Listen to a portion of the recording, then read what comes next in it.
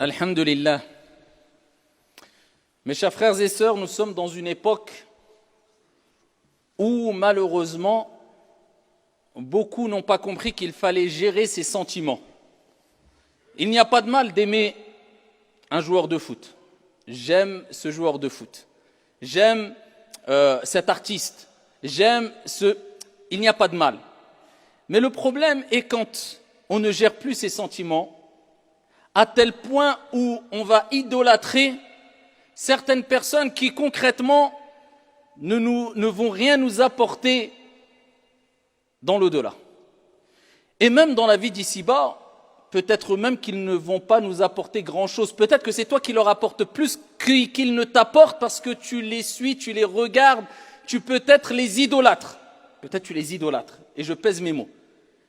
Lorsqu'on voit des jeunes particulièrement qui sont attirés par ce genre de personnages, acteurs, artistes, joueurs de foot, à un excès, à tel point que, et j'ai dit précédemment, il n'y a pas de mal de les aimer, mais avec des limites. Mais non, moi je parle de ceux qui les aiment, à tel point que leur rêve, leur plus beau rêve, leur plus grand rêve serait simplement de les rencontrer, de les saluer, de prendre une photo avec eux. Alors que je rappelle que ces gens-là ne sont pas des références qui vont faire que si tu les suis, ils t'apporteront grand-chose dans l'au-delà. Le jour de la résurrection, cette journée-là, où même les prophètes et les envoyés, tellement que cette journée sera terrible, diront « Nafsi, nafsi, nafsi » moi, moi, moi. Le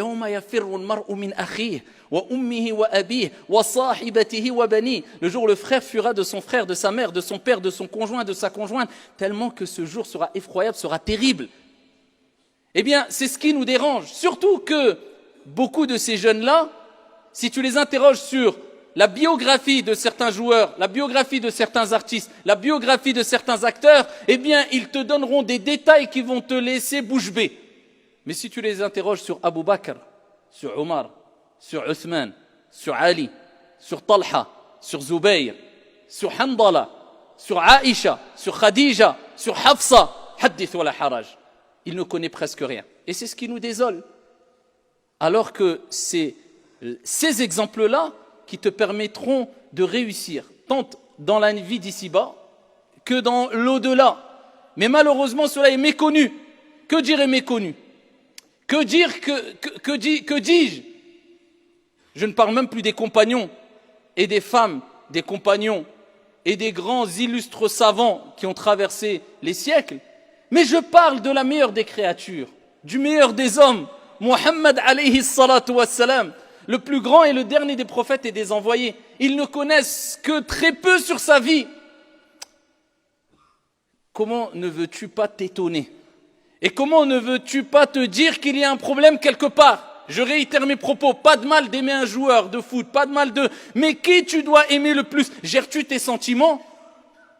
Alors que Muhammad alayhi salatu wassalam, c'est celui qui a sacrifié tout pour toi et pour moi, pour qu'aujourd'hui nous sommes là en train de l'évoquer, en train de rappeler ce qui est bon et ce qui est mauvais, dans une ambiance de sécurité, de sérénité.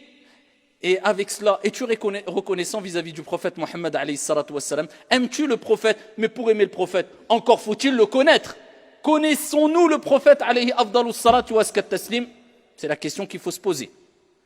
Alors, dans un sermon, je ne pourrais pas bien sûr parler dans les détails du prophète alayhi salatu wassalam. À vous, aux jeunes particulièrement, et même aux plus âgés, d'aller lire sa biographie, d'aller lire sa sira, de prendre les morales et les leçons de son comportement, de sa vie, de ses épreuves, de ses...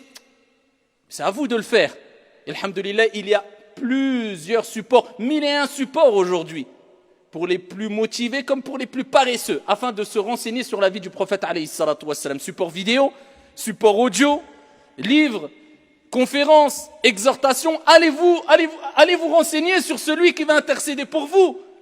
Allez vous renseigner sur celui qui s'est prosterné sous le trône du miséricordieux, qui se prosternera sous le trône du miséricordieux au jour de la résurrection, lorsque les prophètes seront choqués, terrifiés. Noé, Nuh. Les gens vont courir vers Nuh alayhi salam. Son peuple. Oh Noé, tu es un prophète. Ishfa' lana. Intercède pour nous, aide-nous. C'est le jour de la résurrection, 50 000 ans, terrifiant. Aide-nous. Nuh alayhi salam, qu'est-ce qu'il dira? Nafsi, nafsi, nafsi. Moi, moi, moi. idhabu ila ghayri, allez voir autre que moi. Je peux rien pour vous.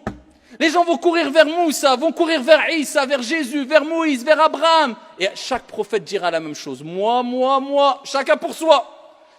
Idhabu ila ghayri, allez voir autre que moi. Je peux rien pour vous. Jusqu'à ce que les gens aillent voir Jésus, Isa alayhi salam, son peuple. Oh Isa, Jésus, intercède pour nous. Et là le prophète Isa alayhi salam, Jésus dira, moi, ma personne.